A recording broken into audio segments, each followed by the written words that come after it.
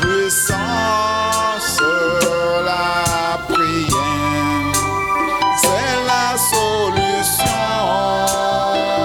La prière, c'est un dialogue d'un chrétien avec son Dieu. La prière, c'est une puissance. La prière, c'est la solution.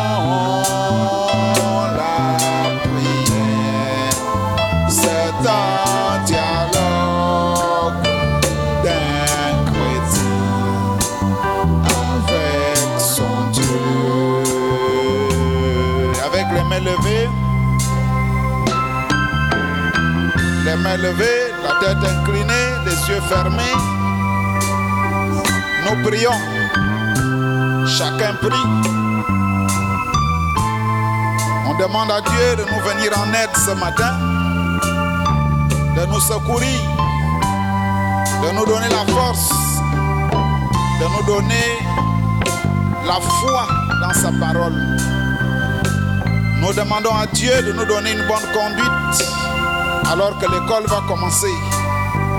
Nous avons besoin de Dieu pour que partout où nous allons passer, nous soyons des chrétiens. Donc pendant que je chante, vous priez. Avec son Dieu, la prière, c'est une puissance. La prière, c'est la solution.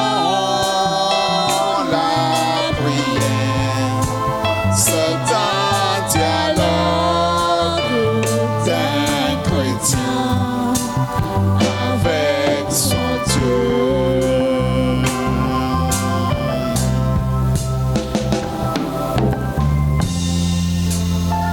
Je vais prier. Dieu Tout-Puissant, Éternel des armées, le même hier, aujourd'hui et pour toujours, nous venons dans ta présence ce matin, Seigneur, pour te remercier, Seigneur Jésus, pour la grâce que tu nous as donnée, pour passer toute une semaine et nous donner encore le souffle de vie pour arriver dans ta maison et la force, au Dieu Tout-Puissant, l'énergie pour nous déplacer.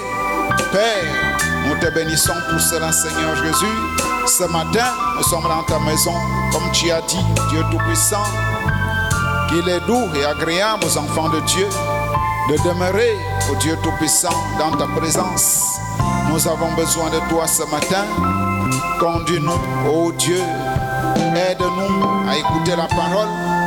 Aide-nous à être obéissants à la parole. Aide-nous à ne pas rejeter, ô Dieu, tout ce qui nous est enseigné ici. Nous voulons être comme Daniel, comme Jérémie, et comme Timothée, comme, ô Dieu Tout-Puissant, Moïse, en marchant dans l'obéissance à la parole. Assiste-nous du début à la fin. N'oublie pas ceux qui sont en chemin. N'oublie pas notre pasteur. N'oublie pas tout ce qui va se passer dans cette maison ce matin. Assiste chacun de nous. Au nom du Seigneur Jésus-Christ, nous avons ainsi prié. Amen. Une acclamation pour notre Dieu.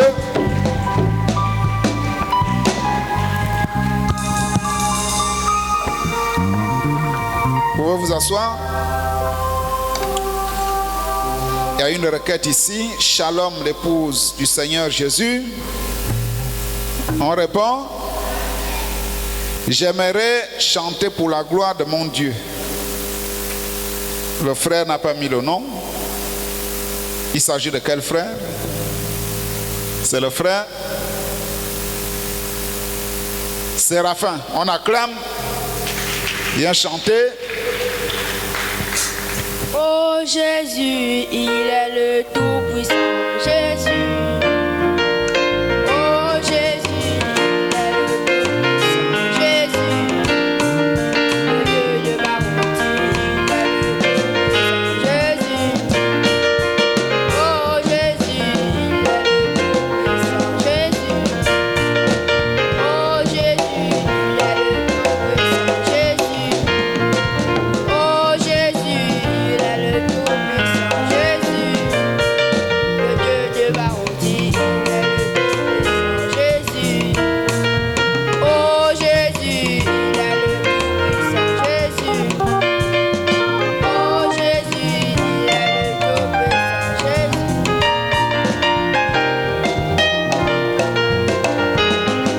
acclame, on acclame, on acclame.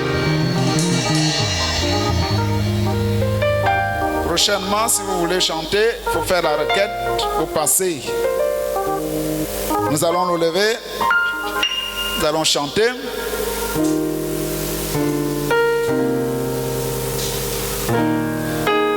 Le temps est plein de transitions, rien sur terre est immuable, espérant des choses éternelles. Tiens l'immuable main de Dieu, tiens mon frère, tiens l'immuable main de Dieu. L'immuable main de Dieu, espérant les choses éternelles. Tiens l'immuable main de Dieu, tiens mon frère. Tiens l'immuable main de Dieu, tiens ma soeur. Tiens l'immuable main de Dieu, espérant les choses éternelles.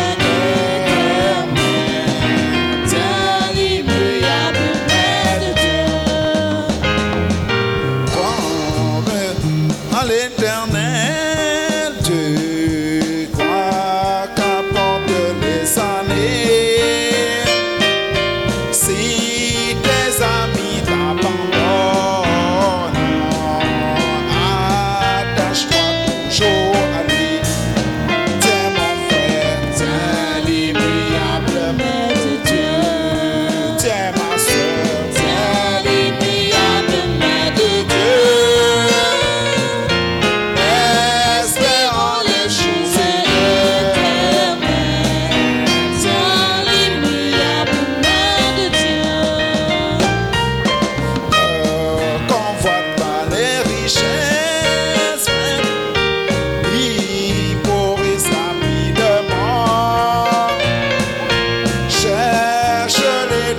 Céleste qui ne passeront jamais.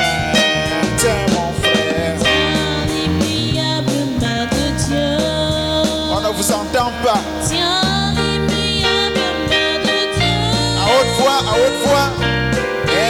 Espérant des choses éternelles. Tiens l'immuable main de Dieu. Je suis en route. Je suis en route vers Canaan. Je suis en route vers Canaan. Je suis en route, voilà Dieu, je suis en route. Si tu ne viens pas, ne me retiens pas.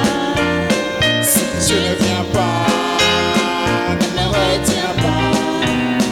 Mais si tu viens, donne-moi la main. Je suis en route, voilà Dieu, je suis en route. Je suis en route vers Canaan. Je suis en route vers Canaan. Je suis en route vers Canaan. Je suis en route, voilà Dieu, je suis en route. On acclame le Seigneur Jésus.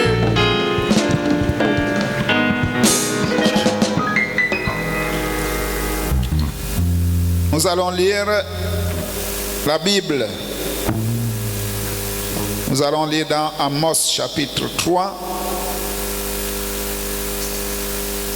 Testament. Amos chapitre 3. Nous commençons au premier verset. Écoutez cette parole de l'Éternel. Que l'Éternel prononce contre vous, enfants d'Israël, contre toute la famille que j'ai fait monter du pays d'Égypte. Je vous ai choisis, vous seuls parmi toutes les familles de la terre. C'est pourquoi je vous châtierai pour toutes vos iniquités. Deux hommes marchent-ils ensemble sans en être convenu. Dieu Tout-Puissant, merci Seigneur Jésus pour cette parole que nous venons de lire. Nous avons besoin de toi. Assiste-nous du début à la fin, au nom de Jésus-Christ. Amen. On acclame le Seigneur.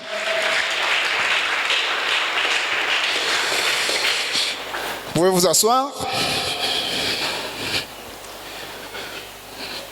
Vous allez remarquer que j'ai le téléphone en main. C'est parce que j'ai les citations du prophète au lieu de trop fouiller. Alors, qui peut me rappeler le thème que nous sommes en train d'aborder? Le thème, c'est quoi? Les influences. Les influences. On acclame le Seigneur Jésus. Les influences. C'est quoi une influence? On revient. Qu'est-ce qu'une influence? Il faut toujours noter. Qu'est-ce qu'une influence? Les sœurs, qui avaient noté? Oui, une influence, c'est? C'est une action qui continue sur quelqu'un. C'est une action qui continue sur quelqu'un. Une action continue sur quelqu'un. Qui peut ajouter? Qu'est-ce qu'on avait dit? L'influence. C'est quoi? L'influence, c'est quoi? Oui? C'est une pression. C'est une pression que quelque chose exerce sur une autre chose, ou bien sur quelqu'un. On acclame le Seigneur. Et le sujet du dimanche passé, c'était quoi? Le sujet, c'était quoi? Qui se souvient du sujet qu'on a abordé le dimanche dernier? C'était quoi? Donc, vous ne notez pas. Il faut avoir le cahier à l'école du dimanche. Le cahier, comme les autres, comme ça. Il faut avoir le cahier où on écrit. Oui, le sujet, c'était quoi? L'influence du monde. Le sujet, c'était quoi? L'influence du monde sur le croyant, le mensonge. C'était? L'influence du monde sur le croyant, le mensonge. C'était comme ça? Oui? L'influence du monde sur le croyant, l'esprit de mensonge. L'esprit de mensonge. On acclame le Seigneur Jésus. L'esprit de mensonge. Qu'est-ce qui s'est passé avec l'esprit de mensonge? Qui peut nous rappeler? C'était à quelle époque? Qu'est-ce qui s'était passé?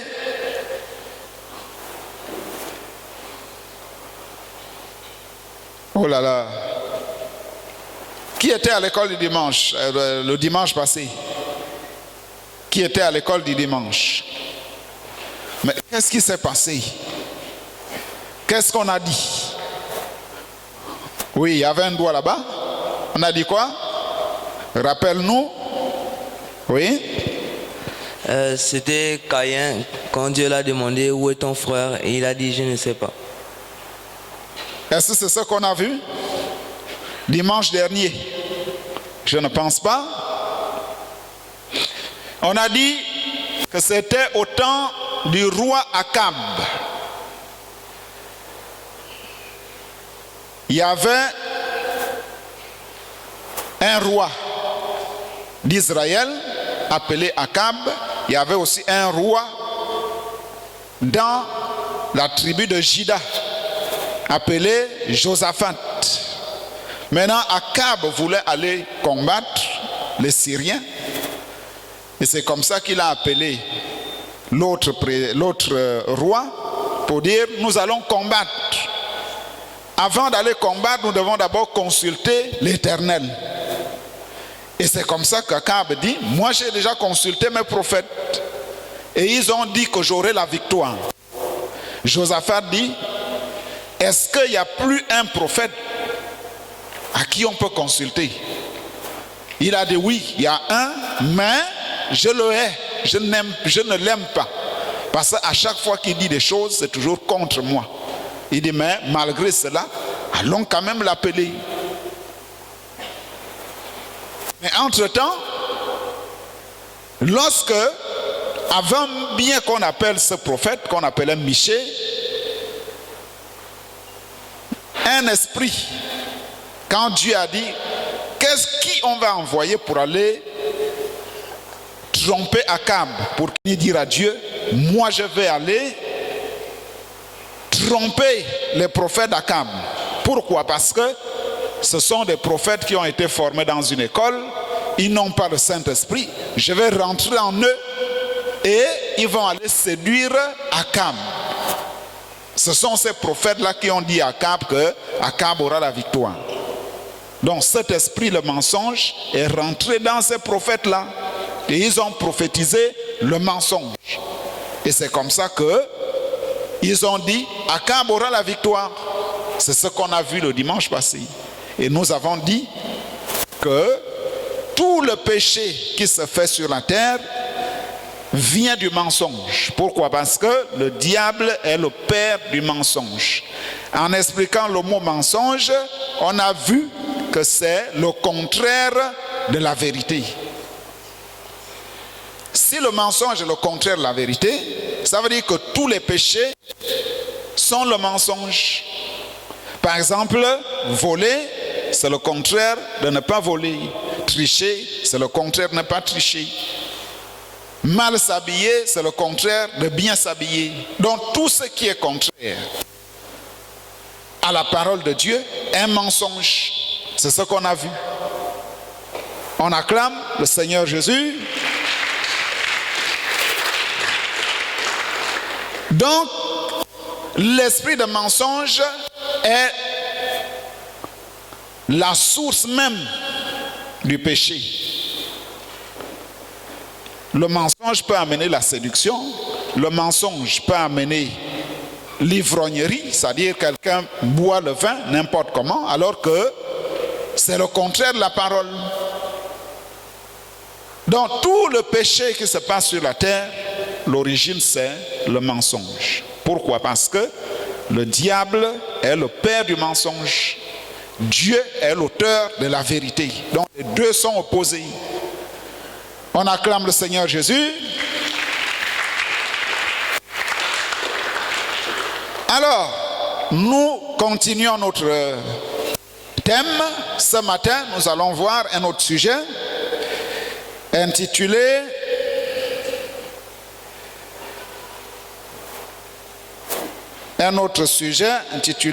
les mauvaises compagnies. Les mauvaises compagnies.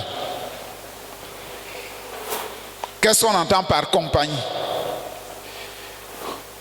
Les mauvaises compagnies. C'est quoi une compagnie? Oui? C'est quoi? Ceux avec qui tu marches. Ceux avec qui on marche. C'est quoi une compagnie? Oui, il y a des doigts là-bas. Ceux avec qui on marche. Une compagnie, c'est quoi? Les gens avec qui tu restes. Oui. Tes amis. Tes amis. Là-bas. Les gens qui jouent avec toi. Oui. Tes frères et sœurs. Bon, ça peut ne pas être tes frères et sœurs, ça peut être des amis de l'école, ça peut être des amis du quartier. Ce sont les gens avec qui tu marches. Alors, les mauvaises compagnies, qui peut donner des exemples d'une mauvaise compagnie? Oui, des exemples? Oui. Quelqu'un qui t'amène à pécher. On acclame le Seigneur Jésus. Oui. Les mauvais amis. Les mauvais amis. Les mauvais sœurs et frères. Oui. Quelqu'un, le frère a dit, quelqu'un qui t'amène à pécher. Les mauvaises influences. Les mauvaises influences. Oui. Quelqu'un qui t'amène à faire les choses du monde. Voilà une mauvaise compagnie. Est-ce qu'on doit toujours continuer à marcher avec une telle personne? Frère? Non. Pourquoi? Pourquoi? Est-ce qu'on doit marcher avec un fumeur? Pourquoi? Parce qu'ils sont des mauvais amis. Parce qu'ils sont des mauvais amis. On acclame. Il faut toujours acclamer le Seigneur Jésus. Nous allons voir des exemples des mauvaises compagnies. Parce que là, nous sommes à la rentrée des classes. L'école va bientôt commencer. Certains vont commencer demain, les autres vont commencer la semaine prochaine. Jusqu'en octobre, l'école va commencer. Et nous allons nous retrouver avec toutes sortes d'individus. Les gens qui fument, les gens qui boivent, les gens qui mentent, les tricheurs à l'école, tout le monde. Ceux qui se coiffent mal, ceux qui fument, ceux qui sont impolis. Vous allez vous retrouver avec ces gens-là. Donc, le psaume chapitre 1 nous a dit, heureux celui qui ne marche pas selon le conseil des méchants. Donc, les mauvaises compagnies, ce sont des méchants. Les pécheurs, ce sont des méchants. Amos chapitre 3 nous dit, deux hommes marchent-ils ensemble sans en être convenus? Il pose la question, est-ce que deux personnes peuvent marcher sans être d'accord? Qui peut répondre à cette question? Est-ce que deux personnes peuvent marcher ensemble sans qu'ils ne soient d'accord? Non. Non.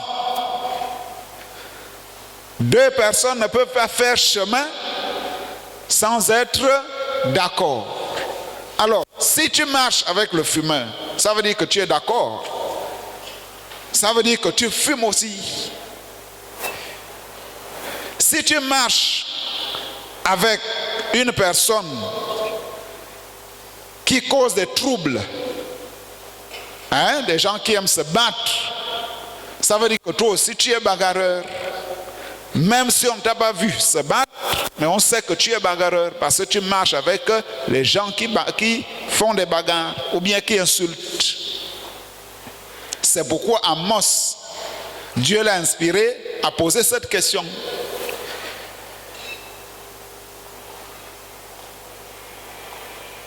Donc, le prophète répond à cette question dans une brochure, Christ sans bienvenue.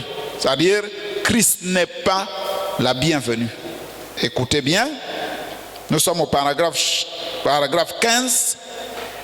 Il dit, un proverbe américain, un vieux proverbe américain, ma mère employait. Il est dit que des oiseaux de même plumage s'assemblent.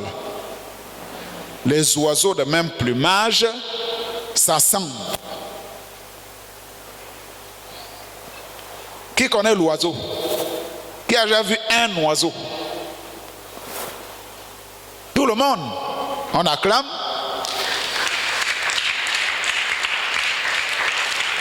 Est-ce que vous avez déjà vu un oiseau noir avec un oiseau jaune? Vous avez déjà vu ça? Qui a déjà vu? Qui n'a pas encore vu? On acclame. Donc, le proverbe dit, deux oiseaux de même plumage s'assemblent. Vous savez, les colombes et les vautours n'ont aucune communion. C'est-à-dire, là où tu trouves la colombe, il n'y a pas de vautour. C'est-à-dire, les deux ne marchent pas ensemble. Ils ne s'assemblent pas. Ils ne mangent pas non plus la même chose. Un vautour mange des choses mortes. Une colombe ne saurait manger des choses mortes. Ça la tuerait. Une colombe n'a pas de bile. Elle ne pourra diriger ces choses-là. Elle ne pourrait digérer ces choses-là. Un très beau type du chrétien. C'est-à-dire, si la colombe ne peut pas manger des choses mortes, le prophète dit que c'est un exemple de ce que le chrétien est. Il explique, lorsque vous êtes converti, vous voyez, Dieu accomplit une opération. Il enlève l'amertume. Vous n'avez plus besoin du régime des vautours. Et tout ce qui est amer, ces sucres amers sont ôtés. Vous ne pouvez digérer les choses du monde. Avez-vous remarqué un vautour ou un vieux corbeau? Il peut rester là, manger et picoter sur un vieux cadavre. Il peut également venir manger des grains de blé avec la colombe. Donc, le prophète dit, un vautour, il peut aller manger la viande dans la poubelle.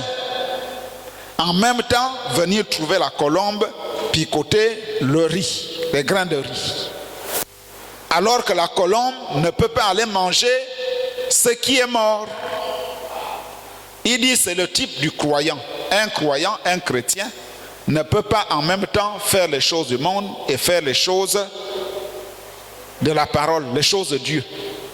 En même temps, quand tu es ici, tu es chrétien, tu es chrétienne, mais lorsque tu vas te retrouver à l'école, quand on va dire les danses de je ne sais quoi, il y a la fête scolaire, on amène les danses traditionnelles, toi aussi tu mets la jupe traditionnelle, tu mets la poudre à la face et tu danses.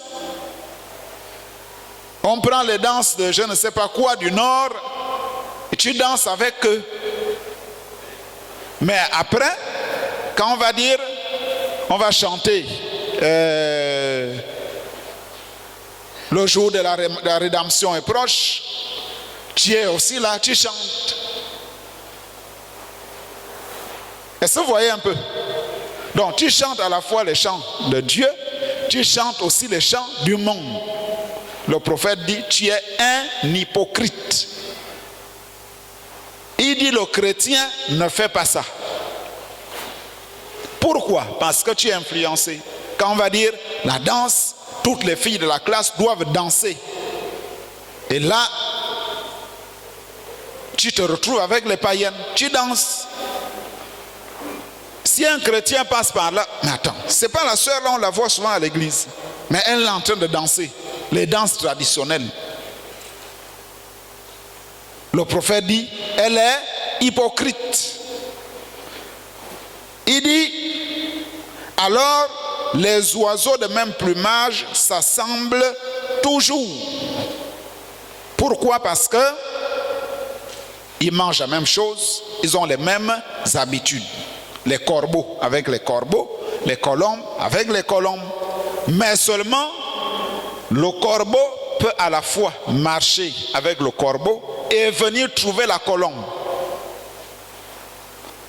Donc, un hypocrite, il peut aller trouver les gens pour boire le vin. Quand dimanche arrive, il vient encore nous trouver à l'église. Est-ce que vous voyez un peu? Pourquoi? Parce qu'il est influencé par le monde. Donc, il est à la fois chrétien à l'église, païen au quartier. Mais ce n'est pas ce que Dieu veut que nous soyons. On acclame le Seigneur Jésus. Les mauvaises compagnies entraînent les cas de convoitise. La mauvaise compagnie entraîne les cas de convoitise. On a pris par exemple le cas de Samson. Nous avons vu que Samson était un juif, mais il est allé chez les païens pour aller prendre une femme. alors que son père lui a dit que ça ne se fait pas. La loi d'Israël ne veut pas que un juif aille prendre une femme chez les Samaritains, chez les Cananéens. Mais Samson est parti. Pourquoi? Parce qu'il était attiré par la convoitise, par la beauté. Il regardait la beauté au lieu de regarder la parole. Et ici nous voyons dans la brochure la semence du serpent. Il faut souvent noter, quand vous arrivez à la maison, vous relisez. La semence du serpent. On acclame le Seigneur Jésus. Écoutez seulement. Voilà la raison pour laquelle il y a tant de problèmes dans les mariages. Ça, c'est pour les grandes personnes. Un jour, vous aussi, vous allez vous marier. Chacun de vous va aller en mariage, que ce soit un frère ou une sœur. Donc ce qu'on doit dire là, ça vous concerne. Il dit, voilà pourquoi il y a tant de problèmes dans les mariages. C'est parce que vous rencontrez une fille avec des beaux yeux bruns ou des beaux yeux bleus ou quelque chose comme ça, un beau physique, et vous vous y laissez prendre, c'est-à-dire vous vous laissez influencer par ça. Dès l'instant qu'elle a son premier bébé, qu'elle perd ses dents, qu'elle devienne ridée et prend de l'âge, alors vous la mettrez à la porte. Et vous les femmes, certaines, vont rencontrer un jeune homme, un jeune gars. Là, nous sommes avec les sœurs au lycée, au quartier. Vont rencontrer un jeune gars aux cheveux tout lissés, avec la moitié de la boîte de Saint-Doux de sa maman vidée dessus et frisé, tout frisé. Mais ils vont tous tomber. Je sais ça par expérience. Alors, qu'est-ce qui arrive? C'est qu'il y a, qu'est-ce qu'il y a? Vous y laissez prendre par ça. C'est ce que le prophète dit. Au lieu de voir que je suis chrétienne, vous vous laissez entraîner par la beauté de ce garçon-là, ou bien cette fille-là. Vous oubliez la parole. Vous regardez qu'il est beau, il a les cheveux frisés. Hein? Le garçon a frisé les cheveux. Et vous voyez qu'il est beau. Alors que ça ne se fait pas. Un frère ne peut pas friser les cheveux. Il devient un efféminé. Mais vous regardez que non, il est mignon, il est beau. Après, il vous entraîne dans le péché. Donc vous vous êtes laissé influencer par la beauté. Alors que ça ne devrait pas se faire. Pourquoi on se laisse entraîner? C'est parce qu'on ne prie pas. C'est parce qu'on ne lit pas la parole. C'est parce qu'on ne considère pas ce qui se fait, ce qui se dit à l'école du dimanche. C'est pourquoi on se laisse entraîner. Je suis en train de dire quoi? Que bientôt l'école va commencer. On va se retrouver en classe. On va se retrouver au quartier. Ces choses-là arrivent. On va voir la jeune sœur de l'école du dimanche, ce n'est pas un souhait. On va voir la sœur de l'école du dimanche enceinte. Et c'est une honte. C'est une honte pour le message, c'est une honte pour le pasteur, c'est une honte pour les diacres, c'est une honte pour tout le monde. Ça fait mal comme ça. Et ce sont des influences.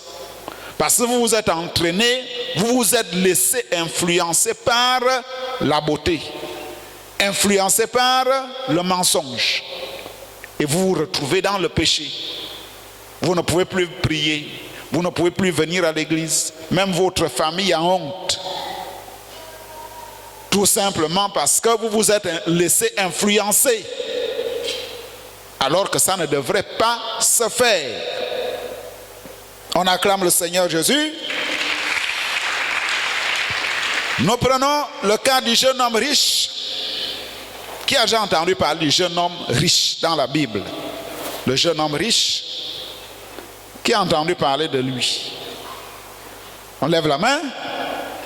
Qui a entendu parler du jeune homme riche? Qui n'a jamais entendu parler du jeune homme riche?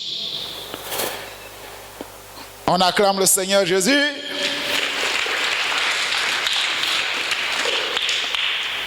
Dans la Bible, il est parlé d'un jeune homme. Il était riche, il avait beaucoup d'argent. Le prophète dit qu'il était même beau. Un jour, pendant que Jésus passait, il est venu voir Jésus. Vous allez voir ce que l'histoire dit. La Bible l'appelle jeune homme riche. La Bible l'appelle aussi un chef. Luc chapitre 18. Un chef interrogea Jésus et dit: bon maître, que dois-je faire pour hériter la vie éternelle? Donc, ce jeune homme-là, avec beaucoup d'argent, avec beaucoup de richesse, avec beaucoup d'influence. Quand il arrive là-bas, les gens savent qu'il arrive. Il envoie des voitures, il envoie des gens. Quand c'est la fête, c'est beaucoup de nourriture. Les gens vont manger, ils vont fêter. Mais il lui manquait la nouvelle naissance. Il dit à Jésus: qu'est-ce que je dois faire pour avoir la vie éternelle? Jésus lui répondit: pourquoi m'appelles-tu bon? Il n'y a de bon que Dieu seul. Tu connais les commandements: tu ne commettras point d'adultère, tu ne tueras point, tu ne déroberas point, tu ne diras point de faux témoignages, honore ton père et ta mère. Il répond à Jésus: j'ai, dit-il, observé toutes ces choses dès ma jeunesse. Donc, on peut dire que cet enfant était aussi dans l'école du dimanche. Il venait à l'école du dimanche, on lui a enseigné les 10 commandements, il connaissait ça. Mais il n'était pas né de nouveau. Il remarquait que quand il arrive au quartier, il fait encore des choses que la parole condamne. À l'école, il vole. À la maison, il ment. Quand papa parle, il boude. Donc, lui-même, il était conscient qu'il n'est pas né de nouveau. C'est pourquoi il est venu voir Jésus. Maintenant, Jésus, ayant entendu cela, lui dit: il te manque encore une chose. Jésus dit la chose. Il dit: vends tout ce que tu as, distribue-le aux pauvres, et tu auras un trésor dans les cieux. Puis, viens et suis-moi. Donc, ayant des richesses, Jésus a dit: si tu veux me suivre, va et vends tout ce que tu as.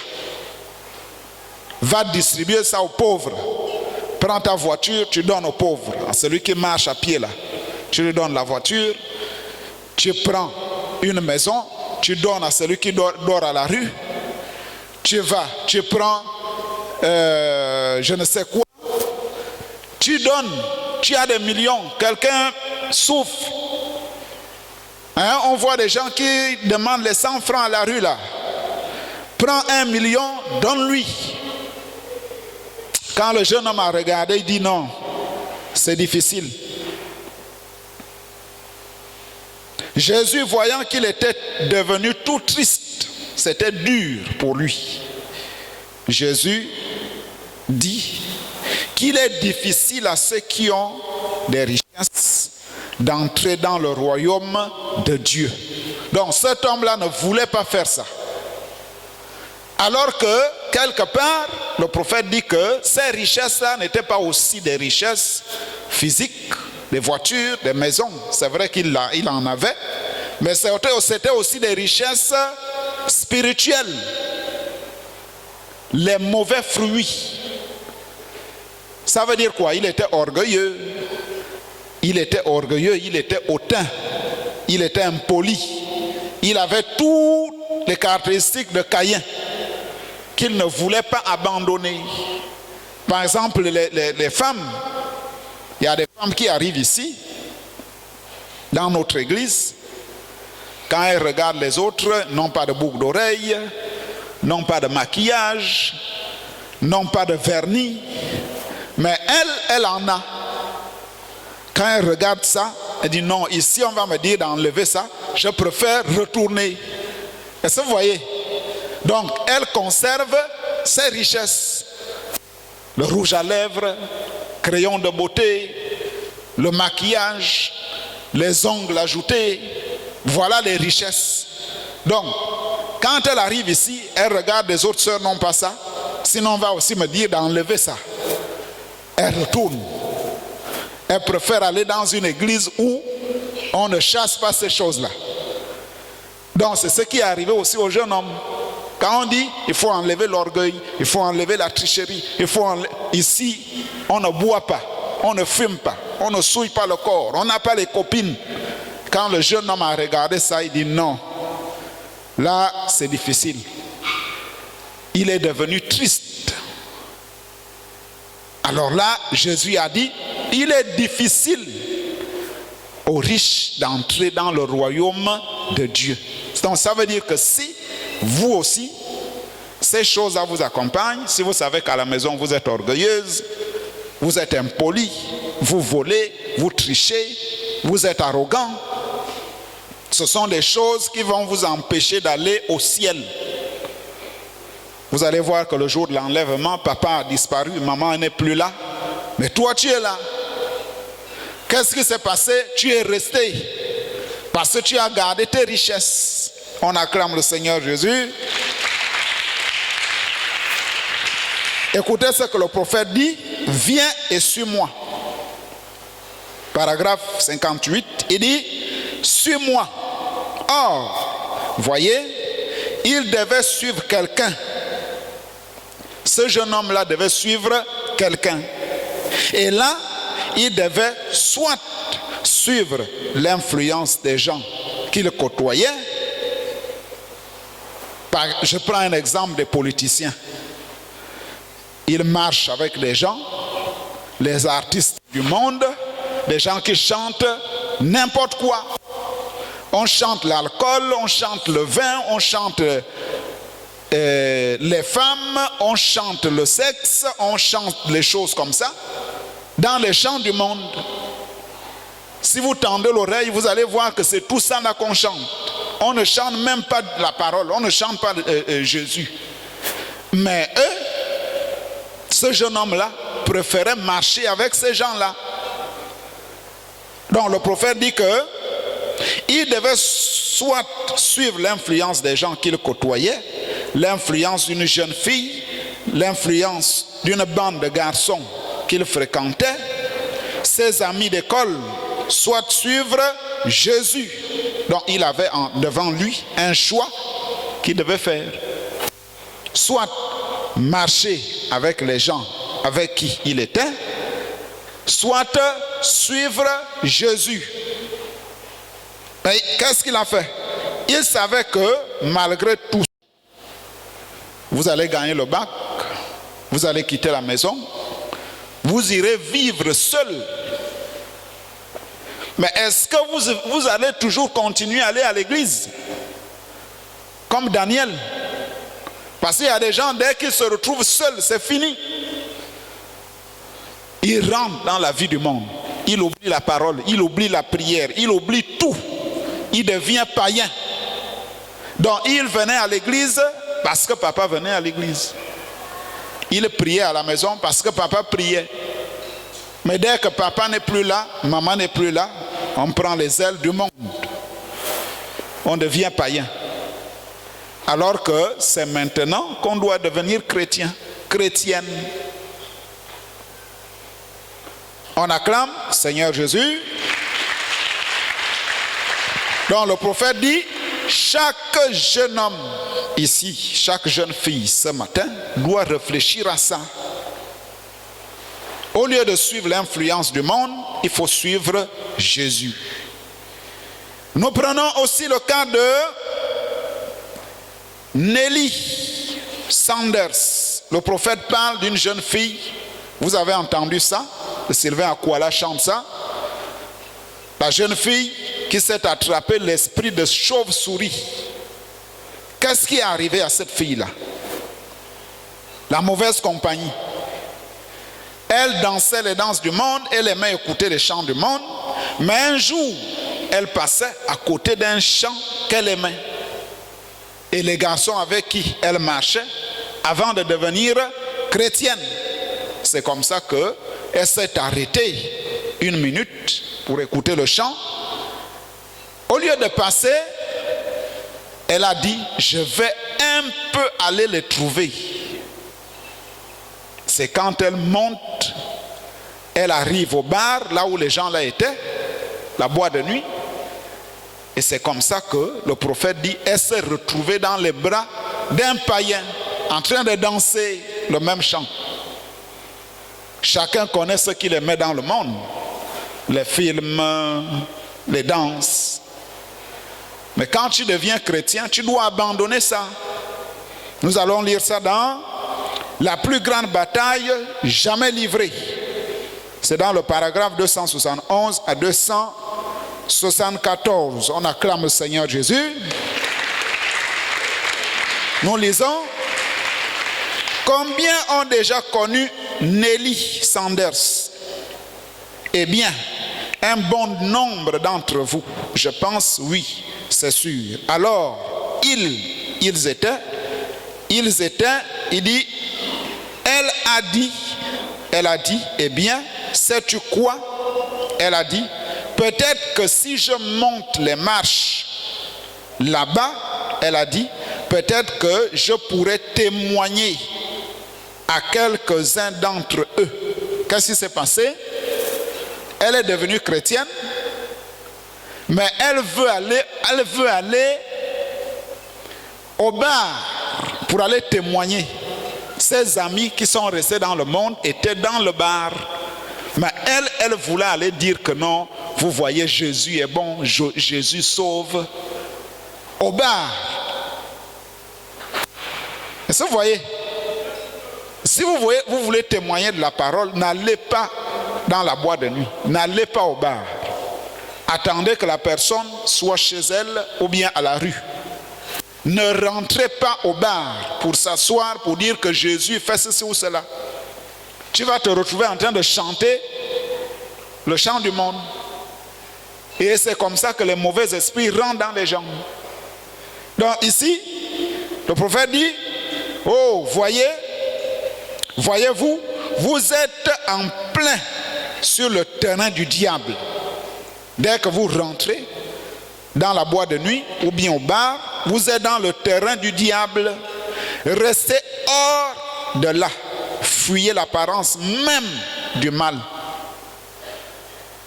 Fuyez même l'apparence du mal.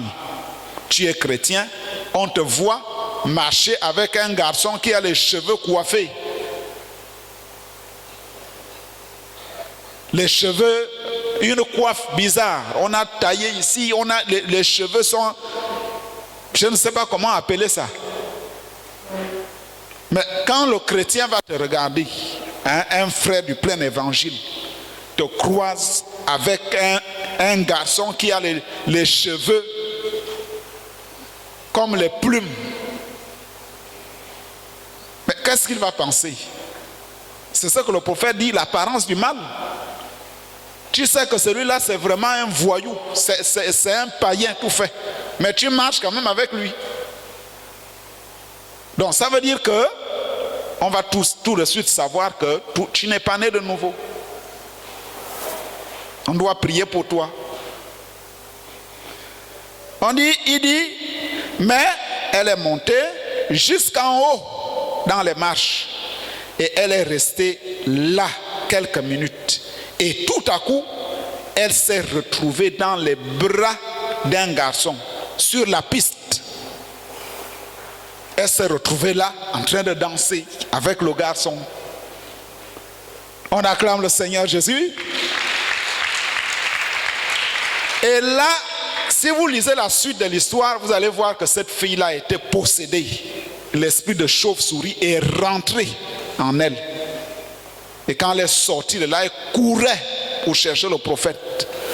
Et quand le prophète a imposé les mains, La chauve-souris est sortie, ça se cognait dans la chambre là où ils étaient. Donc, en allant dans ces milieux-là, tu peux t'achoper un esprit. L'esprit de chauve-souris, l'esprit de balade inutile, l'esprit de critique, l'esprit de vol. Toi-même, tu vas constater que tu n'es plus comme tu étais. Tu ne volais plus, tu ne mentais plus, mais tu mens maintenant. Qu'est-ce qui s'est passé? Tu as laissé le diable te prendre, t'influencer. On acclame le Seigneur Jésus.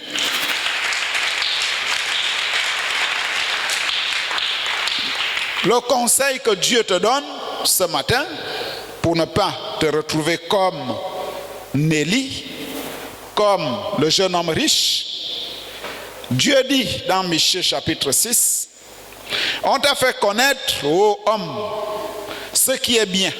C'est ce que nous sommes en train de faire à l'école du dimanche. On te dit, marche selon la parole, vis selon le message. Nous avons dit ici que nous ne sommes pas comme les dénominationnels. Nous ne sommes pas comme les catholiques, comme l'Alliance chrétienne. Nous ne sommes pas comme eux. Nous sommes différents. Pourquoi? Parce que nous sommes un peuple à part. Nous sommes comme les Juifs. À l'époque de Moïse, ils n'étaient pas comme les Cananéens, les Éviens. Vous avez entendu dans Amos chapitre 1, là où Dieu dit, je vous ai choisi parmi tous les peuples de la terre. Donc Dieu a regardé la terre entière, il a choisi les Juifs. Nous aussi, Dieu a regardé le monde entier, il a appelé un peuple qui porte son nom. Donc c'est nous. Nous ne sommes pas comme les islamistes, comme les autres dénominationnels. Non. C'est à cause de ça que nous devons être sérieux. Nous devons être un peuple consacré à l'Éternel. Comme on a parlé, quand on a parlé du vœu de Naziréa. Donc, il dit, ô homme, ce qui est bien, on t'a fait connaître ce qui est bien, c'est-à-dire marche selon la parole, et ce que l'Éternel demande de toi, c'est que tu pratiques la justice, que tu aimes la miséricorde et que tu marches humblement avec ton Dieu. Dieu ne veut pas que tu marches avec Satan, il veut que tu marches avec lui. Et Dieu, c'est la parole. Donc, la leçon de ce matin, c'est que on devient ce qu'on écoute et on prend le comportement de celui avec qui on marche. C'est pourquoi Amos a posé la question, deux hommes marchent-ils ensemble sans être d'accord? Si je marche avec le fumeur, ça veut dire que je suis d'accord avec lui. Et un jour, je vais commencer aussi à fumer. Si je marche avec un voleur, un jour, je deviendrai voleur. Si j'écoute le vol, un jour, je deviendrai voleur. Et si j'écoute la parole, je serai né de nouveau pour aller au ciel. On acclame le Seigneur Jésus-Christ. On se lève.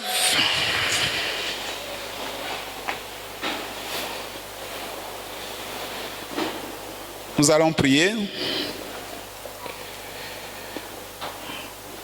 Nous allons appeler un frère pour prier. Seigneur Jésus, notre Dieu et notre Roi, Créateur du ciel et de la terre, le commencement et la fin. C'est toi qui as permis, ô Dieu, que nous puissions venir ici et écouter ce que tu as à nous dire. Alors tu nous as parlé sur les influences, ô Dieu. Épargne-nous les mauvaises compagnies et remplis-nous de ton esprit, ô Dieu. Fais-nous des véritables chrétiens sur cette terre et soutiens-nous, Père.